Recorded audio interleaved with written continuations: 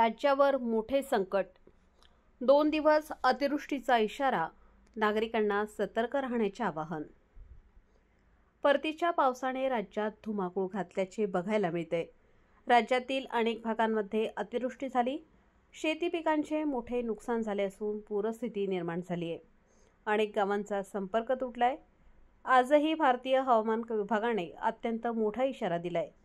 मुंबई, ठाणे या भागात अतिमुसळधार पावसाचा इशारा आहे। यासोबतच आज जालन्यामध्ये रेड अलर्ट जारी करण्यात आलाय। ठाणे, मुंबई शहर, मुंबई उपनगर, रायगड, पालघर, नाशिक या भागात रात्रभर पाऊस सुरू होता। 7 वाजून गेल्यानंतरही ढगाळ वातावरणामुळे काळोख पसरला आहे। पुढील काही तासात पावसाचा जोर वाढण्याचा अंदाज आहे। अतिमहत्त्वाच्या कामाशिवाय घराबाहेर पडणे टाळाच, असे प्रशासनाकडून सांगितले जाते। पुण्यात आज जोरदार पावसाची शक्यता वर्तवण्यात आली आहे। पुणे जिल्ह्याला आज पावसाचा येलो अलर्ट जारी करण्यात आला। पुण्याच्या घाटमाथ्यावर पावसाचा ऑरेंज अलर्ट देण्यात आला आहे। पुण्यात जोरदार पाऊस सुरू असल्याने खडकवासला धरणातून मुठा नदीपात्रात विसर्ग वाढवण्यात आलाय। मुठा नदीपात्राच्या शेजारील नागरिकांना सतर्कतेचा इशारा देखील देण्यात आलाय। रेड अलर्टमुळे कल्याण, डोंबिवलीत महापालिकेची यंत्रणा रात्रीपासूनच ऑन अलर्ट मोडवर आहे।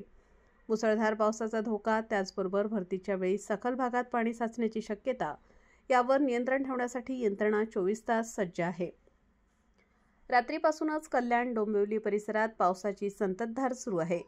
रात्रीपासून स्मार्ट सिटी अंतर्गत लावलेल्या सीसीटीव्हीची पाहणी करत सखल भागात सक्षम पंप आणि NDRF टीम तैनात।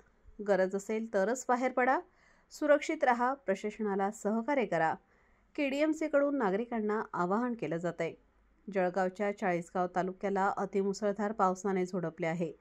पाटणादेवी परिसरातील डोंगरी नदीच्या उगमस्थानावर मुसळधार पाऊस सुरू आहे। पाटणादेवी परिसरात डोंगरी नदीला महापूर, अभयारण्यात नदीला मोठा पूर आल्याने चंडिका देवीचे पुरातन मंदिर तात्पुरते दर्शनासाठी बंद करण्यात आले। चाळीसगाव शहरातून वाहणाऱ्या डोंगरी व तितूर नद्यांनी धोक्याची पातळी ओलांडली आहे। शहरातील डोंगरी नदीकाठच्या लोकांना सुरक्षित स्थळी हलवण्यात आले आहे। वृत्तसंकलन रफिक सय्यद, संपादक।